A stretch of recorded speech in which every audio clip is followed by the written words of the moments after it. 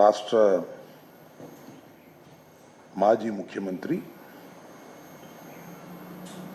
YS Jaganmohan Reddy గారికి సంబంధించి భద్రత కల్పించడంలో ప్రస్తుతం ఏర్పడినటువంటి కూటమి ప్రభుత్వం, చంద్రబాబు నాయుడు గారి నాయకత్వంలో ఉన్నటువంటి కూటమి ప్రభుత్వం చాలా నిర్లక్ష్య ధోరణితో, వ్యంగ్య ధోరణితో మాట్లాడేటువంటి ప్రయత్నం చేస్తున్నారు. దీనికి సంబంధించి తన సెక్యూరిటీని తాను ముఖ్యమంత్రిగా దిగిపోయిన రోజున ఏ విధంగా ఉందో ఆ విధమైనటువంటి సెక్యూరిటీని కల్పించవలసిందిగా న్యాయస్థానాన్ని ఆశ్రయించడం కూడా జరిగింది. దాని మీద ఈరోజు కూడా వాద ప్రతివాదన జరిగాయి. ఇంకా పూర్తి నిర్ణయాలు జరగవలసి ఉన్నది. ఒక మాజీ ముఖ్యమంత్రిగా ఉన్నటువంటి జగన్మోహన్ రెడ్డి గారి సెక్యూరిటీకి సంబంధించినటువంటి విషయం మీద సరే అలసత్వం వహించటమో, కక్ష సాధింపు ధోరణితో వారు సెక్యూరిటీని తొలగించాలని ప్రయత్నం చేయటమో చేస్తున్న చాలా విచిత్రమైనటువంటి ప్రచారాలు చేస్తున్నారు. జగన్మోహన్ రెడ్డి గారికి ఇప్పుడు ఏదో బ్రహ్మాండమైన సెక్యూరిటీ ఇచ్చామని, Z+ సెక్యూరిటీ ఇచ్చామని, జగన్మోహన్ రెడ్డి గారు ఇంతకు ముందు ముఖ్యమంత్రిగా ఉన్నప్పుడు కావలసినటువంటి సెక్యూరిటీ ఇప్పుడు అడుగుతున్నారని, ఆ సెక్యూరిటీ కూడా ఎంత ఉందా అంటే 986 మంది భద్రతా సిబ్బంది కలిగి ఉన్నారు అనేటువంటి మాట చంద్రబాబు నాయుడు గారు కూడా మాట్లాడుతున్నారు, హోంమంత్రి గారు కూడా మాట్లాడుతున్నారు, ఉద్దేశపూర్వకంగా మాట్లాడుతున్నారు. బాధ్యత కలిగినటువంటి ముఖ్యమంత్రి, 4వసారి ముఖ్యమంత్రిగా ప్రమాణ స్వీకారం చేసినటువంటి చంద్రబాబు నాయుడు గారు విచక్షణ జ్ఞానాన్ని కోల్పోయి 986 మంది జగన్మోహన్ రెడ్డి గారు ముఖ్యమంత్రిగా ఉండగా ఆయనకి సెక్యూరిటీ ఉండేవారనేటువంటి ఒక అసత్యాన్ని, పచ్చి అబద్ధాన్ని పదే ప్రచారం చేసేటటువంటి కార్యక్రమం చేస్తున్నారు. ఇది చాలా బాధాకరమైనటువంటి అంశం. ఆ రోజున ఆయనకున్నది 139 మంది మాత్రమే భద్రతా సిబ్బంది ఉంటే 986 మంది భద్రతా సిబ్బంది జగన్మోహన్ రెడ్డి గారు పెట్టుకున్నాడు. ఏంది విచిత్రం, ఇంతమంది అవసరం ఆయనకి, మొత్తం రాష్ట్రంలో ఉన్న పోలీసులందరినీ ఆయన దగ్గరే కాపలా పెట్టుకున్నాడు అనేటువంటి ఒక భావన కలిగే విధంగా చంద్రబాబు నాయుడు గారు, ఆయన ప్రభుత్వం, కూటమి ప్రభుత్వం ప్రచారం చేస్తుంది. దీన్నే గోబెల్ ప్రచారం అంటారు. అంటే ఈ సందర్భంగా చెప్పాలి, గోబెల్ గురించి కూడా అందరూ చాలామంది మర్చిపోయి ఉంటారు. గోబెల్ అనే ఒక వ్యక్తి, బహుశా శాంసన్ గోబెల్ ఏదో ఉంది ఆయన పేరు. ఆయన హిట్లర్ దగ్గర సమాచార శాఖ మంత్రిగా ఉండేవారు. ఒక అబద్ధాన్ని పదే చెప్పుకుంటూ పోతే, ఒక 20 సార్లు చెప్పేస్తే అది నిజమైపోతుంది అనేటువంటి భావన, ఒక ఫిలాసఫీని, ఒక సిద్ధాంతాన్ని తీసుకొచ్చి సక్సెస్ అయ్యారు వాళ్ళు. అక్కడ ఒకేసారి ఒకే అబద్ధాన్ని 15 సార్లు మనం చెప్తుంటాం కదా, అది కుక్క అని, మేక కాదు కుక్క అని 10 సార్లు చెప్తే దానికి సుమారుగా ఇదే. ఆ విధంగా ఇవాళ జగన్మోహన్ రెడ్డి గారికి మేము భద్రత, ఆ రోజుల్లో జగన్మోహన్ రెడ్డి గారు ముఖ్యమంత్రి ఉండగా 986 మంది ఉన్నారు అని చంద్రబాబు చెప్తాడు, హోంమంత్రి గారు చెప్తారు, ఈనాడు రాస్తుంది, ఆంధ్రజ్యోతి రాస్తుంది, TV5 చెబుతుంది, ఈటీవీ ప్రసారం చేస్తుంది, ABN చెబుతుంది. నిజమే కావాలి, 986 మందితో జగన్మోహన్ రెడ్డి గారు తన భద్రతని వాడుకున్నాడు అనేటువంటి ఒక తప్పుడు ప్రచారాన్ని, అన్యాయమైన ప్రచారాన్ని చంద్రబాబు నాయుడు గారు పనిగట్టుకొని గోబెల్లాగా చేస్తున్నాడు. దీన్ని ప్రజలు అర్థం చేసుకోవాలని ఈ సందర్భంగా నేను చెప్పదలుచుకున్నా. జగన్మోహన్ రెడ్డి గారు ముఖ్యమంత్రి కాదు ఈ రోజున, కాకపోయినా ఆయన అత్యంత ప్రజాదరణ కలిగినటువంటి నాయకుడు. ఇవాళ మీరు చూసినట్లయితే ముఖ్యమంత్రిగా దిగిన తరువాత కూడా ఆయన నెల్లూరు వెళ్ళారు, ఆ తర్వాత పులివెందులు వెళ్ళారు, ఆ తర్వాత వినుకొండ వెళ్ళారు. నిన్న విజయవాడలో ఒక ఆసుపత్రిలో క్షతగాత్రులైన వారిని పలకరించడానికి వెళ్ళారు. వెళ్ళినప్పుడు ఆయన్ని చూడటానికి కానీ, ఆయనతో కరచాలనం చేసుకోవడానికి కానీ, ఆయనతో ఫోటో దిగడానికి కానీ అత్యధికమైనటువంటి కార్యకర్తలు కానివ్వండి, ప్రజలు కానివ్వండి తోసుకుంటూ ముందుకు వచ్చినటువంటి సందర్భాలు ఉన్నాయి. ఆయన అలాంటి పరిస్థితుల్లో భద్రత ఎంత కావాలో ఒకసారి ఆలోచించుకోవాల్సినటువంటి అవసరం ఉన్నది. ప్రభుత్వం అనేది భద్రతని పెంచవలసినటువంటి అవసరం ఉంటుంది. అవసరమైనప్పుడు ఇవాళ నేను చూస్తున్నా, మీరు కూడా తెలుసు, జగన్మోహన్ రెడ్డి గారు రాజీనామా చేయగానే ఎస్ఆర్సి రిపోర్ట్ రాకోకుండానే, సెక్యూరిటీ రివిజన్ కమిటీ రిపోర్టు రాకోకుండానే జగన్మోహన్ రెడ్డి గారి దగ్గర ఉన్నటువంటి సెక్యూరిటీని విత్డ్రా చేసుకున్నారు. ఇదే ఆయన గేటు దగ్గర ఉన్న సెక్యూరిటీని తీసేశారు. ఈ రోడ్లోకి అందరినీ ఎలవ్ చేశారు. విచ్చలవిడిగా తెలుగుదేశం కార్యకర్తల్ని, కూటమి కార్యకర్తల్ని ఇక్కడికి పంపించారు. పంపించి ఈ గేటు దగ్గర గొడవలు చేయించారు. అపాస్పాలు చేయాలనే ప్రయత్నం చేశారు. అన్యాయంగా ప్రవర్తించేటటువంటి ప్రయత్నం చేశారు. ఇవన్నీ మీడియాలో ప్రసారం చేశారు. ప్రసారం చేసి జగన్మోహన్ రెడ్డి గారిని పలుచన చేయాలనేటువంటి ఒక ప్రయత్నాన్ని చేస్తున్నారు. మీరు చూసే ఉంటారు, జగన్మోహన్ రెడ్డి గారి ఈ ఓటమి పాలైన తర్వాత ఇప్పుడు ప్రజెంట్ స్పీకర్ గారి దగ్గర ఒక ఆయన మాట్లాడుతూ ఉన్నాడు, జగన్మోహన్ రెడ్డి గారు ఓడిపోయాడు కానీ చచ్చిపోలేదు, చచ్చిపోతే తప్ప ఈ పార్టీ ఆ పార్టీ నాశనం కాదు అనేటువంటి మాట మాట్లాడిన తర్వాత, మళ్ళా మీరు సెక్యూరిటీని తగ్గించేటటువంటి ప్రయత్నం చేస్తున్న తర్వాత ఆయన భద్రతను గాలికి వదిలేసి ఏదో ఒక విధంగా ఆయనకి ప్రమాదంలోకి నెట్టివేయాలనేటువంటి ప్రయత్నం మీరు చేస్తున్నట్టుగా చాలా స్పష్టంగా అర్థమవుతున్నటువంటి అంశమని ఈ సందర్భంగా నేను చెప్పదలుచుకున్నాను. దానికోసమే మేము న్యాయస్థానాన్ని ఆశ్రయించవలసినటువంటి అవసరం వచ్చిందని కూడా ఈ సందర్భంగా నేను చెప్తున్నాను. దాంతోపాటుగా హోంమంత్రి గారి పక్కన అట పెట్టండి, ఈయన పేరు లోకేష్ గారు, నారా లోకేష్ గారు నిన్న ఒక ట్వీట్ చేశాడు. Z+ భద్రత ఉన్నా ఇంకా ఆ అభద్రత ఎందుకు జగన్? Z+ భద్రత ఉన్నా ఇంకా అభద్రత ఎందుకు జగన్? దాని ఏమంటే ఇప్పుడు జగన్కున్న భద్రత ఎంత అంటే Z+ భద్రత 58 మందితో సెక్యూరిటీ, 2 ఎస్కాట్ బృందాలు, 10 మంది సాయుధ గార్డులతో భద్రత, కాన్వాయ్లో 2 అత్యాధునిక ల్యాండ్ క్రూయిజులు, బుల్లెట్ ప్రూఫ్లు. చూడండి, ఆయన నిన్న ట్వీట్ చేశాడు. నేను అడుగుతా ఉన్నా, చంద్రబాబు నాయుడు గారు కుమారులు మీరు, మంత్రివర్గంలో సభ్యులు మీరు, ఎందుకని ఇన్ని పచ్చి అబద్ధాలు ఆడతారు? ఇది ధర్మమేనా? లోకేష్ గారు, మీకు ఇంకా బుర్ర వికసించినట్టుగా అనిపిస్తుంది. నిక్కర్లు వేసుకుని గోలీకాయలు ఆడుకునే పద్ధతుల్లో మీరు మాట్లాడుతున్నారు. ల్యాండ్ క్రూయిజులు ఉన్నాయా? చూపించాయా బాబు, నాకు తెలియకూడదు. లోకేష్ గారు, నారా లోకేష్ గారు, ఎడ్యుకేషన్ మినిస్టర్ గారు, జగన్మోహన్ రెడ్డి గారి కాన్వాయ్లో ల్యాండ్ క్రూయిజులు ఉన్నాయి అని మాట్లాడుతున్నాడు. ల్యాండ్ క్రూయిజులు ఉన్నాయంట. మా ఎక్కడ కనపడలేదు, నిన్న మొన్న తిరిగాం. ల్యాండ్ క్రూయిజులు ప్రభుత్వం సప్లై చేసిందా? బుల్లెట్ ప్రూఫ్ కార్లు, కార్లు ఏంది? బుల్లెట్ ప్రూఫ్ కార్లు ఎన్ని ఉన్నాయబ్బా? బుల్లెట్ ప్రూఫ్ కార్లు అంటే బహువచనం వాడావు కదా. ఒక్క బుల్లెట్ ప్రూఫ్ కారు ఇచ్చారు, అది కూడా లోపభూయిష్టమైనటువంటి కారు. షెడ్లో ఉండి బాగు చేయకోకుండా పంపించారు. మొదటి రోజున ఆయనతో పాటు నేను కూడా ప్రయాణం చేశాను. వినుకొండ వెళ్ళేటప్పుడు ఇక్కడ ఇంటి దగ్గర ఆ బుల్లెట్ ప్రూఫ్ కారు ఎక్కాం, సఫారీ. ఖచ్చితంగా టోల్ గేట్ యువతలే అనుకుంటా, అవతల గుర్తులేదు. వెళ్ళేటప్పటికి లోపల ఏసీ సరిగా రావడం లేదు, పైన వర్షం పడతా ఉంది, అద్దాలన్నిటికీ మంచు పట్టింది, దోవ కనపడటం లేదు, కుయ్యమని వెళ్తా ఉంది. వెళ్ళే పరిస్థితి లేదు. దిగి ప్రైవేటు వాహనంలో వెళ్ళవలసినటువంటి పరిస్థితి ఏర్పడింది. అక్కడ దాకా ఎందుకబ్బా? ఇవాళ కోర్టులు ఏమన్నారు? మీ న్యాయవాదే, ప్రభుత్వం తరపున న్యాయవాదే, ఏమండి ఆ కారు బాగోలేదు మాట నిజమేను, స్పేర్ పార్ట్స్కి ఆర్డర్ ఇచ్చాము, అవి వచ్చేదాకా కొత్త కారు పంపిస్తాం అన్నారు.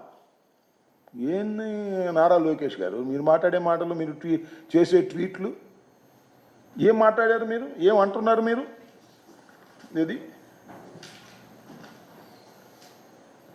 బుల్లెట్ ప్రూఫ్ కార్లు అంట. ఎందుకండి ఇంత పచ్చి అసత్యాలను ప్రచారం చేసేటటువంటి ప్రయత్నం మీరు చేయటం చాలా దురదృష్టకరమని మనవి చేస్తున్నా. అలాగే ల్యాండ్ క్రూయిజులు అన్నారు. 10 మంది సాయుధ గార్డులతో భద్రత. అయ్యా, 10 మంది సాయుధ గార్డులతో భద్రత జగన్మోహన్ రెడ్డి గారు ఎమ్మట ఉండేది ఇద్దరు, 10 మంది కాదు. మీరు కేటాయిస్తే కేటాయించుండవచ్చు, వాళ్ళందరూ గార్డులు చుట్టుపక్కల ఉంటారు, ఇంటి చుట్టూరా. ఆయన వెంట ఎక్కడికన్నా వెళితే 2 మాత్రమే సెక్యూరిటీ ఆఫీసర్స్ ఉంటారు. మీరు ఏర్పాటు చేసినటువంటి విధానం అది. ఈ విషయాన్ని మీరు గమనించాలని మనం మీకైతే మాత్రం చాలా భద్రత కావాలి, జగన్మోహన్ రెడ్డి గారికి అయితే మాత్రం భద్రత అవసరం లేదు అనేటువంటి పద్ధతుల్లో మీరు వ్యవహరిస్తున్నారు. నేను ఒకటి మనవి చేస్తా. చంద్రబాబు నాయుడు గారు 2003లో అనుకుంటాను, 2003లో చంద్రబాబు నాయుడు గారికి మరి తిరుపతిలో అలిపిరి దగ్గర ఒక బ్లాస్ట్ జరిగింది. ఉగ్రవాదులు బ్లాస్ట్ చేసే ప్రయత్నం చేశారు. ఆయన సేవ్ అయ్యాడు. అదే చాలాసార్లు చెప్తుంటాడు. That is a different matter. ఆ తర్వాత ఆయన ప్రభుత్వంలో ఉన్నారు. అప్పుడు ప్రభుత్వం మీద నమ్మకం లేకో మరి ఏమిటో నాకు తెలియదు, కానీ కేంద్ర ప్రభుత్వానికి వెళ్ళి సెక్యూరిటీని తెచ్చుకున్నారు ఆయన. ఆ సెక్యూరిటీ ఇప్పటికీ కొనసాగుతూ ఉంది. చంద్రబాబు నాయుడు గారు తెచ్చుకున్నటువంటి సెక్యూరిటీ ఇప్పటికీ కొనసాగుతూ ఉన్నా ఎవరు దాన్ని అభ్యంతరం పెట్టలేదే. ఆ తర్వాత చంద్రబాబు నాయుడు గారు 2003 తర్వాత 2004లో ఓటమి పాలయ్యారు. ఓటమి పాలయ్యి పదవీచ్యుతుడయ్యాడు. రాజశేఖర రెడ్డి గారు ముఖ్యమంత్రి అయ్యారు. కేంద్రంలో మన యూపీఏ ప్రభుత్వం వచ్చింది, కాంగ్రెస్ ప్రభుత్వం. అయినా నోబడీ హాస్ క్వశ్చన్డ్ ఇట్. దాన్ని మీకు ఇచ్చినటువంటి సెక్యూరిటీని, కేంద్ర ప్రభుత్వం ఇచ్చినటువంటి సెక్యూరిటీని తగ్గించమని కానీ పెంచమని కానీ వద్దని కానీ ఎవరు మాట్లాడలేదు. కొనసాగుతానే ఉంది. ఇవాళ కూడా కొనసాగింది, మొన్నటి దాకా కూడా. దాన్ని అడ్డం పెట్టుకుని నువ్వు ఎంత గందరగోళం చేశావు.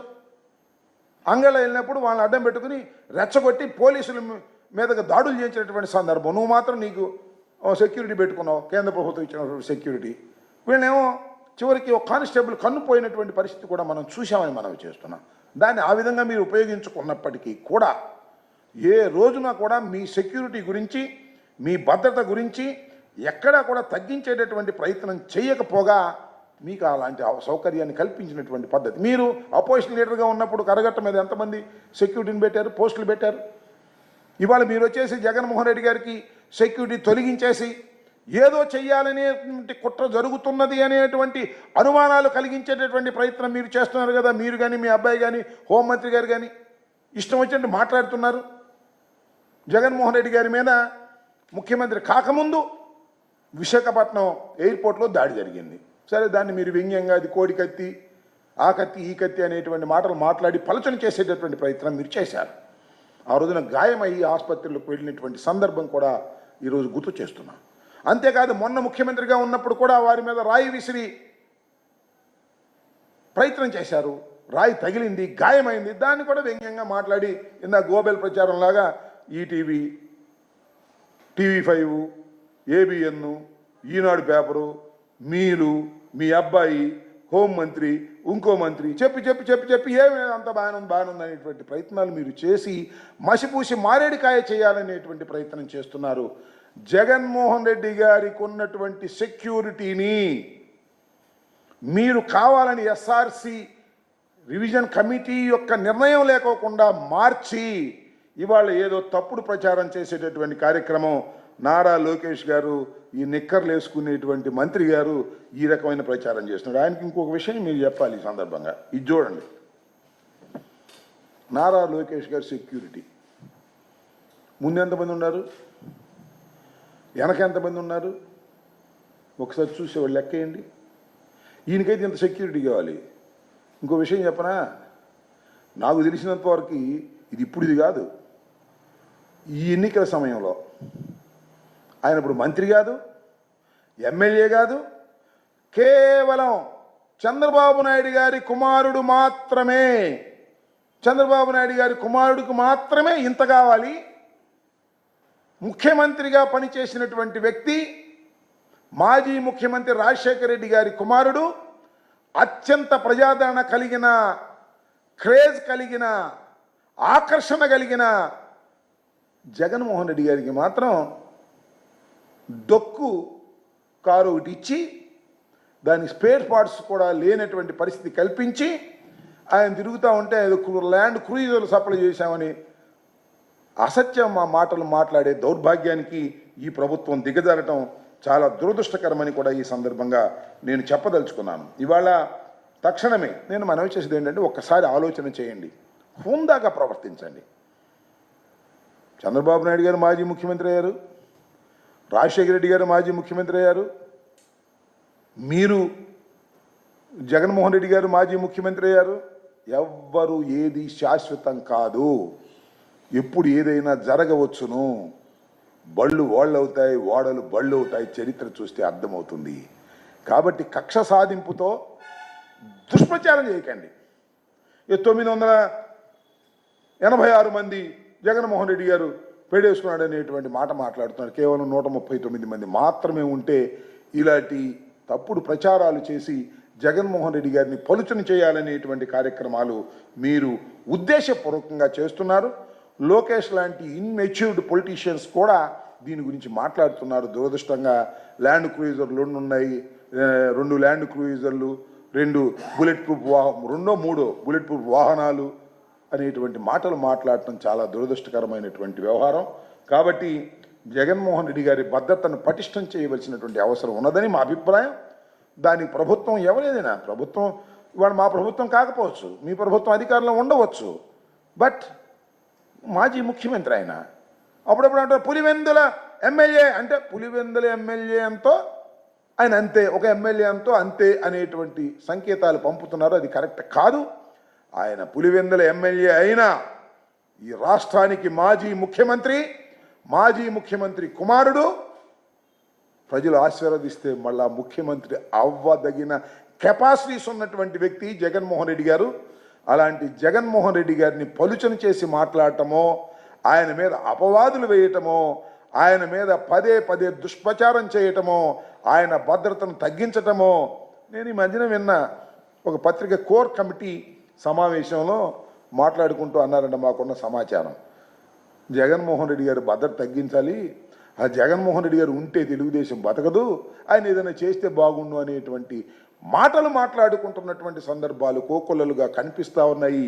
దీనికి బాధ్యత వహించవలసింది ప్రభుత్వమే. ఇవాళ చంద్రబాబు నాయుడు గారి నాయకత్వంలో ఉన్నటువంటి ప్రభుత్వం ఈ భద్రత తగ్గించటం వల్ల ఏదైనా జరిగితే దానికి బాధ్యత వహించవలసి ఉంటుందనే విషయాన్ని కూడా ఈ సందర్భంగా నేను చెప్పదలుచుకున్నాను. ఈ ప్రభుత్వాన్ని హెచ్చరించదలుచుకున్నానని కూడా ఈ సందర్భంగా నేను చెప్తున్నాను. దానితో పాటు ఈ జామర్స్ని కూడా అడిగితే ఇవాళ కోర్టులో కూడా ఏం చెప్పారంటే జామర్స్ అవసరమైన చోట్ల పెడతామని ప్రభుత్వమే చెప్పింది. కాబట్టి కోర్టులో న్యాయస్థానంలో ప్రభుత్వం చెప్పేటటువంటి విధానం వేరుగా ఉంటుంది, లోకేష్ గారి విధానం వేరుగా ఉంటుంది. అసలు లోకేష్ గారు ఎందుకు మాట్లాడుతున్నాడు? హోంమంత్రి మాట్లాడటం మానేసింది, లోకేష్ గారే మాట్లాడుతున్నాడు. బహుశా ఆయన లోకేష్ గారే హోమ్ అఫైర్స్ అన్ని చూస్తున్నట్టున్నారు. కేవలంగా పాపం అనిత గారిని అక్కడ పెట్టి అన్ని ఈయనే సంతకాలు చేస్తున్నాడు, ఈయనే అన్ని ఆర్డర్స్ ఇస్తున్నాడు అనేటువంటి మాట కూడా బయట ఉంటుంది. ఇది సరైనటువంటి విధానం కాదని ఈ సందర్భంగా నేను చెప్పదలుచుకున్నాను. చంద్రబాబు నాయుడు గారు లేదా లోకేష్ గారు, ఇవాళ నాకు చిత్రం ఏంటంటే, సరే చంద్రబాబు నాయుడు గారికి ఎంత సెక్యూరిటీ ఉందో అంత సెక్యూరిటీ ఉంది. చంద్రబాబు నాయుడు గారు ఓడిపోయిన తర్వాత కూడా హైదరాబాద్లో ఆయన ఒక స్ట్రీట్ ఉండదు, చూశారు కదా మీరు, ఇప్పుడు వెళ్ళి ఉంటారు. ఆ స్ట్రీట్లోకి ఇప్పటికీ ఎవరిని పోనీయరు. అప్పటి నుంచి ఇప్పటి వరకు ఆ స్ట్రీట్ అంతా బంద్, ఎవరు మాట్లాడాల. ఒక మాజీ ముఖ్యమంత్రి అని వదిలేశారు. మన రాష్ట్రం కాకపోయినా ఆయనకి ఆ సెక్యూరిటీ ఇచ్చారు. కానీ ఇక్కడ మాత్రం గేట్లు తెరిచి అందరు రండి, రండి, ఇదిగో జగన్మోహన్ రెడ్డి గారు ఇల్లు, ఫోటోలు దిగండి, లేదా కేకలేయండి, అల్లరి చేయండి అని రెచ్చగొట్టినటువంటి సందర్భాలు కనిపిస్తున్నాయి. దుష్ట సాంప్రదాయాలు మీరు ప్రవేశపెడుతున్నారు. చివరికి ఆయన మన లోకేష్ కుమారుడి పేరు ఉంది దేవాంశ, ఆయనకు 6 గన్మెన్లు అంట. అప్పుడు కూడా దేవాంశకు 6 గన్మెన్లు ఉండొచ్చు, జగన్మోహన్ రెడ్డి గారికి మాత్రం డొక్కు బుల్లెట్ ప్రూఫ్ కారు ఇవ్వాలి.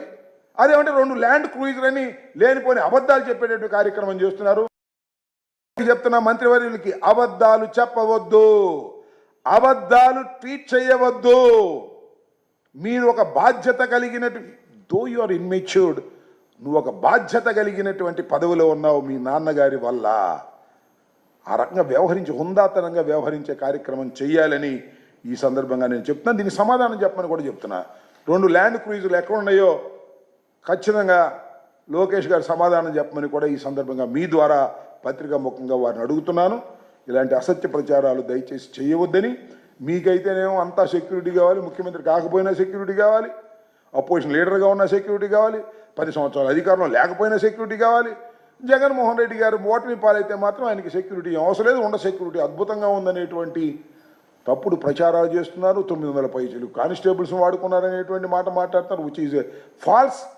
ఈ రెండింటికి కూడా అటు చంద్రబాబు నాయుడు గారు ఇటు లోకేష్ గారు సమాధానం చెప్పవలసినటువంటి అవసరం ఉందని ఈ సందర్భంగా నేను చెప్పదలుచుకున్నాను.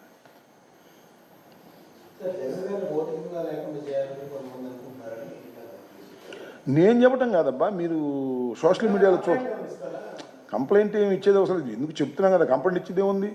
జగన్మోహన్ రెడ్డి గారి నీ భౌతికంగా లేకోకుండా చేయాలని స్పీకరు ఇంకో ఆయన ఎవరో వ్యక్తి మాట్లాడుకుని మీరు సోషల్ మీడియాలో చూసారా చూడలేదా? అది ఏమన్నా మేము ఫ్యాబ్రికేట్ చేసామా? అరే జగన్మోహన్ రెడ్డి ఓడిపోయాడు కానీ చచ్చిపోలేదయ్యా. అవునవునవును, ఇది బాగుంది, పాయింట్ బాగుంది. ఇది చచ్చిపోతే కానీ మనం బతకం అనేటువంటి పరిస్థితుల్లో ఒక స్పీకర్, ఇప్పుడు స్పీకర్ ఉన్నాడు, ఆయన కావాలని అందుకే స్పీకర్గా పెట్టారు. ఎందుకంటే జగన్మోహన్ రెడ్డి గారిని ఏది పెడితే అది అనటానికి వీలుగా ఉంటుందని ఆయన స్పీకర్గా పెట్టారు. ఇది నిజం కాదా? ఖండించారా పని సోషల్ మీడియాలో వస్తే ఇది మాది కాదు, ఇది ఫాల్స్ అని ఖండించానా? ఇది మార్ఫింగ్ అని ఖండించానా? ఇందులో ఖండించలేదుగా. ఇది బాధ్యత కలిగినటువంటి స్పీకరే మాట్లాడుకుంటున్నటువంటి సందర్భం, మేము ఆరోపణ చేయటం కాదు. వాళ్ళు మాట్లాడుకుందాం మీరు కంప్లైంట్ చేసిన అవసరం ఉంది. Government has to take action. నిజంగా లా అండ్ ఆర్డర్ని కాపాడాలి అనుకుంటే అదేమి లేనటువంటి పరిస్థితుల్లో పనిచేస్తున్నారు కదా. ఇది దుర్మార్గమైనటువంటి కార్యక్రమాలు కావాలని ఇంటెన్షనల్గా ఈ ప్రభుత్వం, కూటమి ప్రభుత్వం చేస్తున్నది. దీన్ని ప్రజలు గమనించాలని, ఇప్పటికైనా ప్రభుత్వం హుందాగా వ్యవహరించే కార్యక్రమం చేయాలని మేము కోరుకుంటున్నాం. సరే, న్యాయస్థానాల్లో ఉంది, that will be decide in the courts. వాళ్ళు ఏ నిర్ణయాలు చేస్తారో చూద్దాం.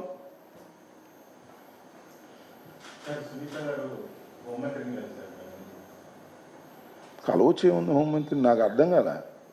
సునీత గారు అంటే వివేకానంద రెడ్డి గారి కూతురు, అది సిబిఐకి ఇచ్చిన తర్వాత ఇంకా మరి హోంమంత్రి గారిని ఎందుకు కలిశారో నాకు తెలియదు. ఆమెను అడిగితేనే బెటరు. మరి ఇంకేదైనా కొత్త ఏమైనా చేయాలని ఏమన్నా అనుకుంటున్నారేమో నాకైతే అవగాహన లేదు. నాకు తెలిసి వివేకానంద రెడ్డి హత్య కేసు సిబిఐ విచారణ ఉంది, దానిలో కొన్ని అరెస్టులు జరిగాయి, అది ఆ ప్రొసీజర్ నడుస్తూ ఉన్నది. ఈ సందర్భంగా హోంమంత్రి గారిని ప్రత్యేకంగా కలవడానికి గల కారణాలు ఏమిటో నాకు అర్థం కాలేదు. వారు చెప్తే వారిని అడిగితే బాగుంటుందని నా అభిప్రాయం.